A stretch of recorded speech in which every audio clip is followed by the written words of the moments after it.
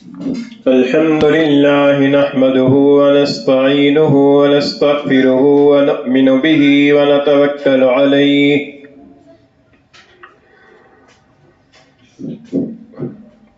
ونعوذ بالله من شرور أنفسنا ومن سيئات أعمالنا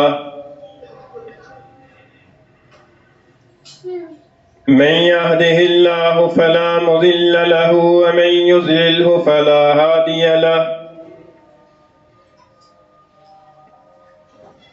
ونشهد أن لا إله إلا الله وحده لا شريك له ونشهد أن سيدنا ومولانا محمدا عبده ورسوله وصلى الله تعالى عليه وعلى آله وأصحابه وبارك وسلم تسليما كثيرا كثيرا أما بعد فأعوذ بالله من الشيطان الرجيم بسم الله الرحمن الرحيم قد أفلح المؤمنون الذين هم في صلاتهم خاشعون والذين هم عن اللغو معرضون والذين هم للزكاة فاعلون والذين هم لفروجهم حافظون إلا على أزواجهم أو ما ملكت أيمانهم فإنهم غير ملومين فمن ابتغى وراء ذلك فأولئك هم العادون والذين هم لأماناتهم وعهدهم راعون والذين هم على صلواتهم يحافظون أولئك هم الوارثون الذين يرثون الفردوس هم فيها خالدون وقال النبي صلى الله عليه وسلم من حسن اسلام المرء تركه ما لا يعنيه او كما قال رسول الله صلى الله عليه وسلم صدق الله مولانا العظيم وصدق رسوله النبي الكريم ونحن على ذلك لمن الشاهدين والشاكرين والصلاة والسلام على سيد الأنبياء والمرسلين والحمد لله رب العالمين. گرامی قدر سامعین، آپ کے سامنے 18ویں پارے سے سورہ مومنون کی ابتدائی آیات کریمہ تلاوت کی ہیں. ان آیات کریمہ میں اللہ تعالیٰ نے کامیاب اور بامراد لوگوں کی خوبیوں کا تذکرہ فرمایا ہے، اور آخر میں اللہ تعالیٰ نے ان لوگوں کے لیے جنت میں داخل ہونے کی بشارت کا ذکر فرمایا ہے. ترمذی شریف کی روایت میں آتا ہے، حضرت عمر رضی اللہ تعالیٰ عنہ فرماتے ہیں کہ حضور نبی کریم صلی اللہ علیہ وسلم نے ارشاد فرمایا، قدر طویل حدیث ہے،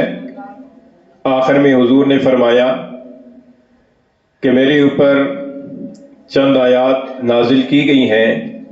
جو آدمی ان آیات کریمہ کی پر عمل کر لے گا وہ جنت میں داخل ہوگا. پھر اس کے بعد حضور نبی کریم صلی اللہ علیہ وسلم نے سورہ مومنون کی یہی ابتدائی آیات تلاوت فرمائی. ان آیات میں اللہ تعالیٰ نے جو خوبیاں ذکر فرمائی ہیں وہ دراصل جنت میں داخلے کے قوائف ہیں کہ جو آدمی جنت کا طالب ہے، جنت کا متمنی ہے اور جنت میں داخل ہونا چاہتا ہے،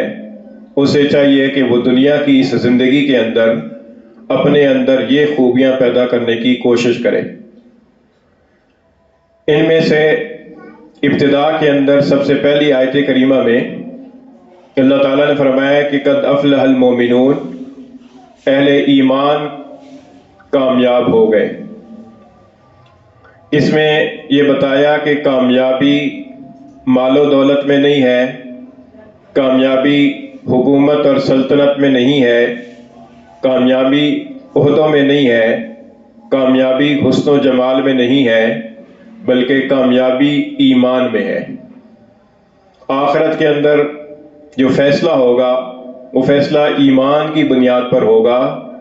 جس آدمی کے دل میں رائی کے دانے کے برابر بھی ایمان ہوگا وہ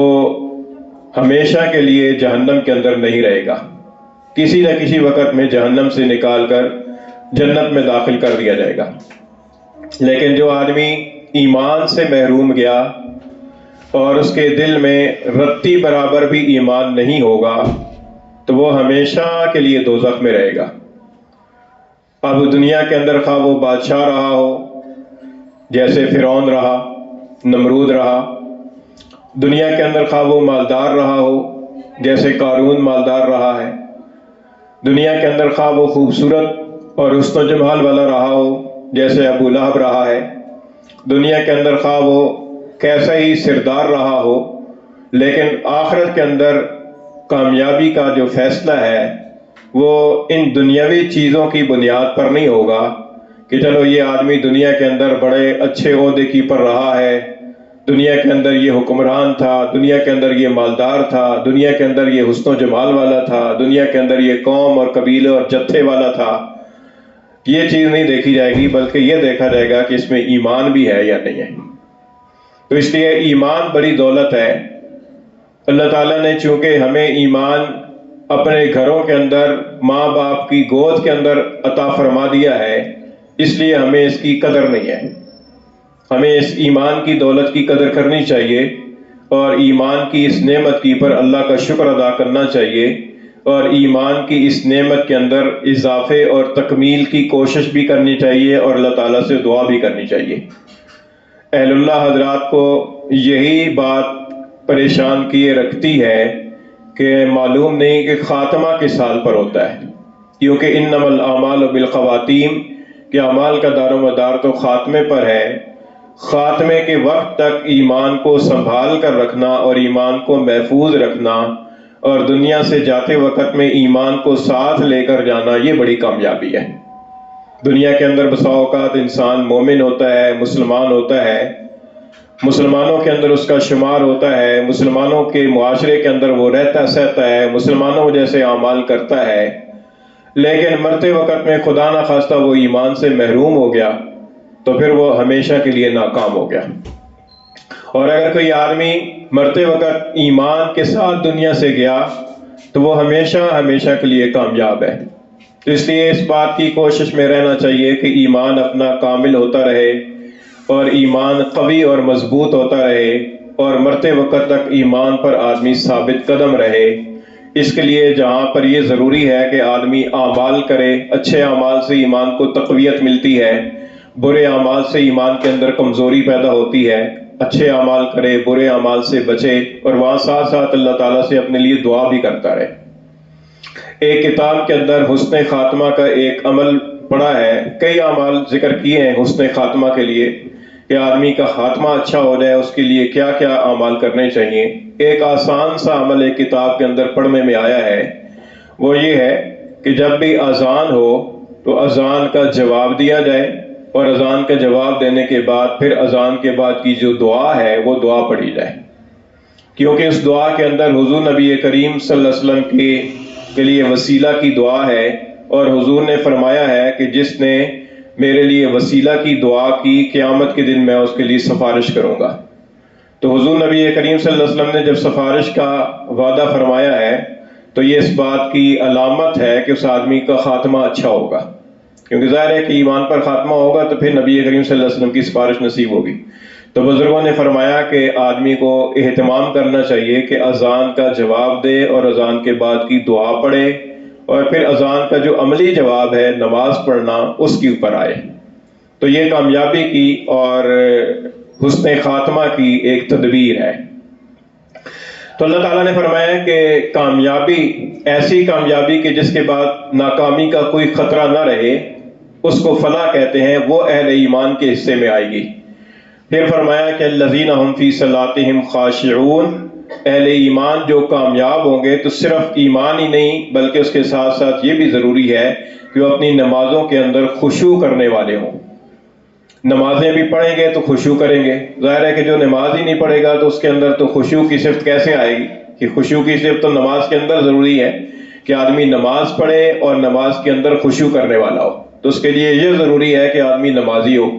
5 وقت کا نماز پڑھنے والا ہو، صرف جمعہ کی نماز پڑھنے والا نہ ہو، صرف رمضان میں نمازیں پڑھنے والا نہ ہو، بلکہ وہ ہمیشہ پکا نمازی ہو، 5 وقت کی نماز جماعت کے ساتھ پڑھنے کا اہتمام کرنے والا ہو، اور پھر صرف ظاہری اعتبار سے نماز کے فرائض اور ارکان کو ادا کرنے والا نہ ہو، بلکہ نماز کی جو معنویت ہے اور نماز کی جو روح ہے وہ خشوع ہے، وہ خشوع اس کے اندر پورا ہونا چاہیے، کیونکہ ہر عبادت کی ایک روح ہوتی ہے، ہر عبادت کا ایک مقصد ہوتا ہے جس کے لیے عبادت کو اللہ تعالیٰ نے مقرر فرمایا ہے۔ جیسے روزے کا مقصد ہے تقوی حاصل کرنا کہ لعلکم تتقون، تاکہ تم متقی ہو جاؤ۔ نماز کی جو روح ہے وہ خشوع ہے، نماز کی روح ذکر ہے۔ اقیم الصلاۃ لذکری، نماز کو قائم کر میری یاد کے لیے۔ اور ہم جب نماز پڑھتے ہیں تو نماز کے دوران بھی اللہ کی طرف ہماری توجہ نہیں ہوتی، تو نماز کے علاوہ وہ توجہ کیسے ہوگی؟ نماز تو اس لیے مقرر کی گئی ہے تاکہ نمازوں کے اوقات کے درمیان میں جو اوقات ہیں، ظہر اور عصر کے درمیان، عصر اور مغرب کے درمیان، مغرب اور عشاء کے درمیان، ان اوقات میں بھی آدمی کو اللہ کی یاد رہے۔ تو جب نماز ہی کے اندر اللہ کی یاد نہیں ہوگی تو ان اوقات کے اندر اللہ کی یاد کیسے آئے گی؟ اقیم الصلاۃ لذکری، نماز کو قائم کر میری یاد کے لیے۔ خشوع کہتے ہیں جھکنے کو، اور خشوع کہتے ہیں سکون کو۔ ایک حدیث میں آتا ہے کہ حضور اقدس صلی اللہ علیہ وسلم نے ایک شخص کو دیکھا کہ نماز پڑھ رہا ہے اور داڑھی کے ساتھ کھیل رہا ہے، تو حضور نے فرمایا کہ لو خشع قلبہ لخشعت جوارحہ، فرمایا کہ اگر اس کے قلب کے اندر خشوع ہوتا تو اس کے اعضاء و جوارح کی پر بھی اس کا اثر نظر آتا۔ اس کے دل کے اندر اگر سکون ہوتا، یہ سکون کے ساتھ نماز پڑھ رہا ہوتا تو اس کے اعضاء و جوارح کے اندر بھی سکون ہوتا۔ ہم نماز پڑھتے ہیں، اپنے ہاتھوں کو ہلاتے رہتے ہیں، اپنے دامن کو سیدھا کرتے رہتے ہیں، اپنے کپڑوں کو سیدھا کرتے رہتے ہیں، ادھر ادھر دیکھنے کے لیے اپنی کنکھیوں سے دیکھتے رہتے ہیں، چہرے کو گھمانے کی کوشش کرتے ہیں، تو یہ ساری چیزیں خشوع کے خلاف ہیں۔ اس بات کی علامت ہے کہ دل کے اندر خشوع نہیں ہے، کیونکہ خشوع سکون کو کہتے ہیں۔ آدمی کے اعضاء و جوارح بھی نماز کے اندر ساکن ہوں۔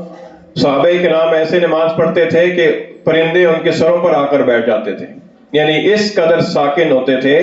کہ پرندوں کو یہ احساس نہیں ہوتا تھا کہ یہ کوئی جاندار چیز ہے یا بے جان چیز ہے، وہ ان کے سروں کے پر آ کر بیٹھ جاتے تھے۔ اعضاء و جوارح کے اندر اتنا سکون ہو اور اس کے ساتھ ساتھ دل کے اندر بھی سکون ہو۔ دل کے سکون کا مطلب یہ ہے کہ آدمی اپنے ارادے سے نماز کے علاوہ کسی اور چیز کو سوچے نہیں، کسی اور چیز کا خیال اپنے ارادے سے نہ لائے، اور جو خیال خود بخود آ جائے اس کو اپنے ارادے سے باقی نہ رکھے، بلکہ اپنا توجہ اور اپنا دھیان اور اپنی پوری جو فکر ہے وہ نماز کی طرف لگائے رکھے، اور ان الفاظ کی طرف لگائے رکھے جو الفاظ زبان سے ادا کر رہا ہے، اور ساتھ ساتھ اگر اس ترجمہ آتا ہے تو مفہوم کی پر اس کی توجہ ہونی چاہیے کہ میں اللہ کے حضور میں کیا کہہ رہا ہوں۔ اور جب اس رکوع کے لیے جھکے تو اپنے ساتھ اپنے دل کو بھی جھکائے، اور جب پیشانی زمین کی پر رکھ کر سجدہ کرے تو اپنے دل کے ساتھ بھی سجدہ کرے، اور اللہ کے حضور میں عرض کرے کہ یا اللہ، جس طرح میں نے اپنے بدن کو آپ کے سامنے جھکایا ہے، اپنی پیشانی کو آپ کے سامنے جھکایا ہے، میں اپنی خواہشات کو بھی آپ کے سامنے جھکا رہا ہوں، میں اپنے جذبات کو بھی آپ کے حکم کے سامنے جھکا رہا ہوں، میں اپنی سارا کچھ آپ کے سامنے تج رہا ہوں، تو یہ اس کی کیفیت ہو۔ اس کیفیت کو کہتے ہیں خشوع۔ تو نماز اولاً تو مسلمانوں کے اندر نماز پڑھنے والے بہت کم ہیں۔ آپ دیکھ لیں رمضان شریف کے اندر کتنی مساجد کے اندر ہجوم ہوتا ہے، کتنا نمازی ہوتے ہیں، اور عام دنوں کے اندر کتنے نمازی ہوتے ہیں، اور جو نماز پڑھنے والے ہیں ان نماز پڑھنے والوں کے اندر پھر خشوع کے ساتھ پڑھنے والے بہت کم ہیں۔ حدیث شریف میں آتا ہے کہ حضور نے فرمایا کہ میری امت سے سب سے پہلے خشوع اٹھایا جائے گا، کہ پوری جماعت بھر میں کوئی ایک فرد بھی خشوع کے ساتھ نماز پڑھنے والا نہیں ہوگا۔ تو خشوع بہت ضروری ہے کہ آدمی سکون کے ساتھ، دل لگا کر، دلچسپی کے ساتھ، توجہ کے ساتھ نماز پڑھے۔ ہمارے نماز پڑھنے کا جو انداز ہوتا ہے وہ ایسے ہوتا ہے کہ گویا ہمارے سر پہ کوئی بوجھ ہے، اٹھا کر پھینکنا ہے، ایسا نہ ہو۔ بلکہ نماز پوری دلچسپی کے ساتھ، توجہ کے ساتھ اور انہماک کے ساتھ آدمی نماز پڑھے، خشوع کے ساتھ۔ تو فرمایا کہ ایک ان کی خوبی یہ ہے کہ اپنی نمازوں کے اندر خشوع کرنے والے ہیں۔ والذین هم عن اللغو معرضون، فرمایا کہ ایک خوبی ان کی یہ ہے کہ وہ لغو سے اعراض کرنے والے ہیں۔ لغو کہتے ہیں ایسے کام کو کہ جس کا دنیا اور آخرت میں نہ کوئی فائدہ ہو نہ کوئی نقصان ہو، جس کو ہماری زبان میں فضول کام کہتے ہیں، بیکار کام، کہ جس کا کوئی فائدہ ہی مرتب نہیں ہو رہا، کوئی اس پہ کوئی فائدہ مرتب نہیں ہو رہا، تو ایسے کام کو لغو کہتے ہیں۔ تو فرمایا کہ لغو سے اعراض کرنے والے ہیں۔ اور جو گناہ کے کام ہیں وہ تو نقصان دہ کام ہے، وہ تو مفید نہیں ہے، وہ تو بیکار نہیں ہے، بلکہ وہ گناہ کے کام ہیں، نقصان دہ ہیں، وہ تو اپنے آپ کو اذیت میں دینے والی چیزیں ہیں۔ ایک عالم نے لکھا ہے، فرمایا کہ دنیا کے اندر 3 طرح کی چیزیں ہیں۔ ایک وہ چیزیں ہیں کہ جو انسان کے لیے مفید ہیں، انسان کو ان سے فائدہ حاصل ہوتا ہے، جیسے سکے ہیں، سونے چاندی کے سکے ہیں، دراہم ہیں، دینار ہیں، وہ انسان کے لیے فائدہ مند ہے۔ اور دوسری چیزیں وہ ہیں کہ جو انسان کے لیے نقصان دہ ہیں، جیسے کانٹے ہیں یا زہریلی چیزیں ہیں، وہ انسان کے لیے نقصان دہ ہیں۔ اور تیسری قسم کی چیز وہ ہے کہ جن میں اگرچہ نقصان تو کوئی نہیں ہے لیکن فائدہ بھی کوئی نہیں ہے، جیسے کنکر اکٹھے کرنا شروع کر دے کوئی آدمی جو ہے نا وہ گرد و غبار کو اکٹھا کرنا شروع کر دے، تو اگرچہ نقصان تو کوئی نہیں ہے لیکن فائدہ بھی کوئی نہیں ہے۔ تو یہ جو مفید چیزیں ہیں یہ تو ہیں اچھے اعمال، اور یہ جو موذی چیزیں ہیں، نقصان دہ، یہ ہیں گناہ کے کام، چھوٹا گناہ ہو، بڑا گناہ ہو، چاہے کوئی بھی گناہ ہو۔ اور یہ جو ایسی چیزیں ہیں کہ جن میں نہ فائدہ ہے نہ نقصان ہے، وہ فضولیات ہیں۔ ظاہر ہے کہ ان فضولیات کے اندر بھی لگنے سے فائدہ تو کوئی نہیں ہوا، گو کہ نقصان نہ ہوا لیکن فائدہ بھی کوئی نہیں ہوا۔ وہی وقت اگر انسان کسی مفید کام میں لگاتا تو انسان کو فائدہ ہو جاتا۔ تو اس لیے معال اور انجام کے اعتبار سے یہ چیزیں بھی نقصان دہ ہیں، کیونکہ انسان کے اوقات کو ضائع کر رہی ہیں، انسان کے اوقات بیکار کام کے اندر لگ رہے ہیں۔ تو فرمایا کہ وہ لوگ ہیں کہ جو لغو سے اعراض کرنے والے ہیں۔ آج ہم اگر دیکھا جائے تو ہماری زندگی کے اوقات، 24 گھنٹے کی زندگی کا ہم جائزہ لیں تو 24 گھنٹے کی زندگی کے جو اوقات ہیں ان میں سے وقت کا ایک بڑا حصہ جو ہے وہ گناہوں میں یا لغویات میں صرف ہو رہا ہے۔ یعنی بہت سارا وقت ایسا ہے کہ جو یا گناہوں میں لگ رہا ہے یا لغویات کی نظر ہو رہا ہے، اور مفید کاموں کی پر اوقات کا بہت کم حصہ لگتا ہے۔ آپ اس سے اندازہ لگا لیں کہ جو نمازی ہیں، 5 وقت کے نمازی ہیں اور روزانہ 5 وقت کی نمازیں جماعت کے ساتھ پڑھتے ہیں، ان کا بھی 24 گھنٹوں میں سے اگر اوسط وقت نکالا جائے تو میرے خیال ہے 2 گھنٹے بھی نہیں بنتے جو ان کا وقت نماز کے اندر لگتا ہے۔ فجر کی نماز میں کتنا وقت لگ جائے گا؟ 10 منٹ لگ جائیں گے۔ ظہر کی نماز میں، عصر کی نماز میں، مغرب میں، عشاء میں نوافل بھی پڑھ لیں، اذکار بھی کر لیں تو مجموعی طور پر بڑی مشکل سے گھنٹہ، سوا گھنٹہ، 1.5 گھنٹہ بن جائے گا۔ اور اگر کوئی آدمی تلاوت بھی کرتا ہے تو آدھے پونے گھنٹے کا اس میں اضافہ کر لیا جائے کہ آدھا پونا گھنٹہ وہ بھی لگ گیا۔ تو اگر دیکھیں کہ مفید کام جو ہے وہ آخرت کے اندر فائدے مند کام، ان کے اندر اوقات کتنے لگ رہے ہیں، اور جو بیکار کے مشاغل ہیں کہ جن کے اندر آدمی کے اوقات کا ضیاع ہو رہا ہے، ان مشاغل کے اندر انسان کے اوقات کتنے لگ رہے ہیں۔ تو یہ بہت ہی ایک المیہ والی بات ہے، اور ہمیں اپنے اوقات کو سوچنا چاہیے، دیکھنا چاہیے کہ ہمارے اوقات کہاں پر جا رہے ہیں، کس طرف کو ہمارے اوقات نکل رہے ہیں۔ ہم اپنے پیسے کو تو سوچ سوچ کر خرچ کرتے ہیں کہ یہ پیسہ ہمارا کدھر جا رہا ہے، کن کاموں پہ لگ رہا ہے۔ اوقات جو ہے نا یہ پیسے سے بھی زیادہ قیمتی ہیں، کیونکہ پیسہ تو وقت لگا کر آدمی کما سکتا ہے، اضافہ کر سکتا ہے پیسے میں، لیکن وقت میں اضافہ نہیں کر سکتا۔ اگر اللہ تعالیٰ نے اسے 60 سال کے لیے دنیا میں بھیجا ہے تو اپنی کوشش سے اس کو 61 سال یا 62 سال نہیں بنا سکتا۔ اور اگر کسی آدمی کے پاس 6,000 روپے ہے تو محنت کر کے، کوشش کر کے اسے 10,000 بھی بنا سکتا ہے۔ تو پیسہ تو اضافہ کر سکتا ہے لیکن وقت کے اندر اضافہ نہیں کر سکتا۔ اور ہمارا حال یہ ہے کہ ہم پیسے کی اتنی حفاظت کرتے ہیں، اس سے زیادہ حفاظت ہمیں وقت کی کرنی چاہیے، اپنے اوقات کی حفاظت کرنی چاہیے، دیکھنا چاہیے کہ ہمارے اوقات کدھر کو جا رہے ہیں، لغویات اور فضولیات کے اندر تو نہیں لگ رہے۔ دوسری جگہ اللہ تعالیٰ نے ارشاد فرمایا ہے کہ وَإِذَا سَمِعُوا اللَّغْوَ أَعْرَضُوا عَنْهُ، کہ جب وہ لغو اور بیکار بات کو سنتے ہیں تو اس سے اعراض کرتے ہیں۔ یعنی لغو کام کرنا یا لغو بات کرنا تو دور کی بات ہے، وہ اگر کوئی لغو سنتے ہیں تو اس سے بھی اعراض کرتے ہیں، اس کی طرف بھی توجہ نہیں کرتے۔ اگر کوئی آدمی کسی کی غیبت کر رہا ہے اور دوسرا آدمی سن رہا ہے تو ظاہر ہے کہ سننے والا بھی مجرم ہے، اور سننے والا جو ہے نا وہ جتنی دیر تک سنے گا تو اس کا وقت ضائع ہوگا، کرنے والے کا تو ہو ہی رہا ہے، جو سننے والا ہے اس کا بھی وقت ضائع ہو رہا ہے۔ اسی طریقے سے فضول گپ شپ کے اندر جو آدمی لگے ہوئے ہیں تو دونوں کا وقت ضائع ہو رہا ہے، کرنے والے کا بھی سننے والے کا بھی۔ تو جب وہ لغو کو سنتے ہیں تو اس سے اعراض کرتے ہیں۔ پھر ایک جگہ اللہ تعالیٰ نے ارشاد فرمایا کہ وَإِذَا مَرُّوا بِاللَّغْوِ مَرُّوا كِرَامًا، اور اگر کسی لغو اور بیکار مجلس کے پاس سے گزرتے ہیں تو بس وہ سنجیدگی کے ساتھ گزر جاتے ہیں، اس کے اندر دلچسپی نہیں لیتے، اس کے اندر دلچسپی لے کر کھڑے نہیں ہو جاتے تماشے کے طور پر کہ چلو تماشا دیکھتے ہیں۔ تو بہت سارے ایسے بھی مواقع پیش آ جاتے ہیں معاشرے کے اندر جہاں کہیں لڑائی جھگڑا ہوتا ہے یا کوئی اور ایسی چیز ہوتی ہے تو بعض لوگ ویسے ہی تماشے کے طور پر کھڑے ہو جاتے ہیں۔ تو وہ اللہ تعالیٰ نے فرمایا کہ وہ ایسے لغو کام کے پاس سے سنجیدگی کے ساتھ گزر جاتے ہیں۔ اور حقیقت یہ ہے کہ جو آدمی کسی اپنے مقصد میں سنجیدہ ہوتا ہے اس کے لیے اپنے مقصد کے علاوہ چیزوں کے لیے وقت ہی نہیں ہوتا، بشرطے کہ وہ اپنے مقصد کے لیے سنجیدہ ہو۔ آپ دیکھیں کوئی طالب علم ہے، کسی نے کسی چیز کے اندر کسی مضمون میں پی ایچ ڈی کرنی ہے، اسپیشلائزیشن کرنی ہے، اب وہ اگر اس مقصد کے اندر سنجیدہ ہے تو وہ اپنے ہاسٹل کے اندر رہتے ہوئے بھی یا پڑھائی کے دوران بھی یا اپنے گھر میں رہتے ہوئے بھی وہ بیکار چیزوں کو چھوڑ دے گا، وہ اپنے ہدف کے اوپر فوکس کرے گا اور اس کو جو ہے نا وہ کوشش کرے گا کہ یہ کسی طریقے سے حاصل ہو جائے اگر وہ اس کے اندر سنجیدہ ہے۔ اسی طریقے سے اگر کوئی آدمی اپنی آخرت کی کامیابی کے اندر سنجیدہ ہے تو اس کے لیے ان بیکار چیزوں کے لیے وقت ہی نہیں ہوگا، وہ تو اپنی آخرت کے بہت بڑے ہدف اور بہت بڑے ٹارگٹ کے لیے اگر وہ سنجیدہ ہے۔ لیکن ہمارے ہاں المیہ یہ ہے کہ ہم سنجیدہ نہیں ہیں، ہم آخرت کے لیے، آخرت کی کامیابی کے لیے ہم سنجیدہ نہیں ہیں۔ اگر سنجیدگی ہمارے اندر آ جائے تو یہ لغویات خود بہت چھوٹ جائیں، کیونکہ جو آدمی کسی کام کو سنجیدگی کے ساتھ لیتا ہے اور اس کو مقصد بنا کر زندگی گزارتا ہے تو اس مقصد سے ہٹی ہوئی جتنی چیزیں ہیں وہ ساری چیزوں کو چھوڑ دیتا ہے، خیر آباد کہہ دیتا ہے۔ تو یہ فرمایا کہ وہ لغو کاموں سے اعراض کرنے والے ہیں۔ حدیث شریف جو آپ کے سامنے میں نے پڑھی ہے، نبی کریم صلی اللہ علیہ وسلم نے اس کے اندر یہی بات ارشاد فرمائی ہے، فرمایا کہ من حسن اسلام المرء ترکہ ما لا یعنیہ، کہ آدمی کے اسلام کی خوبی یہ ہے، حسن یہ ہے کہ وہ لا یعنی چیزوں کو چھوڑ دیتا ہے۔ اس کا مطلب یہ ہوا کہ اگر کوئی آدمی مسلمان بھی ہے اور لا یعنی کاموں کے اندر لگا ہوا ہے تو اس کے اسلام کے اندر حسن نہیں ہے، اس کے اسلام کے اندر نورانیت نہیں ہے، اور اس کے اسلام کے اندر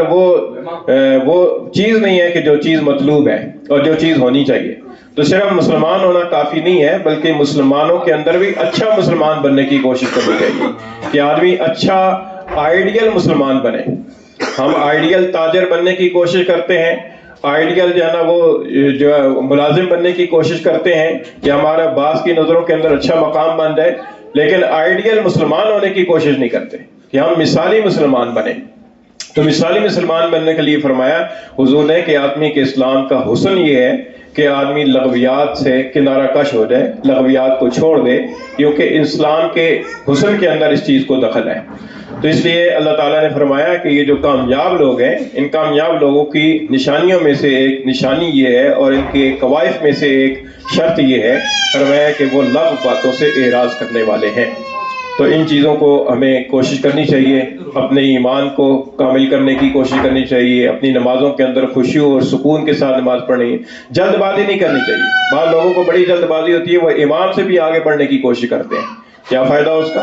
سکون کے ساتھ نماز پڑھنی چاہیے، نماز کے لیے آئیں، اپنی ساری ذمہ داریوں کو بھول بھلا کر سکون کے ساتھ نماز پڑھیں اور لغو کام سے اور بیکار کاموں سے اعراض کریں۔ اللہ تعالیٰ عمل کی توفیق عطا فرمائے۔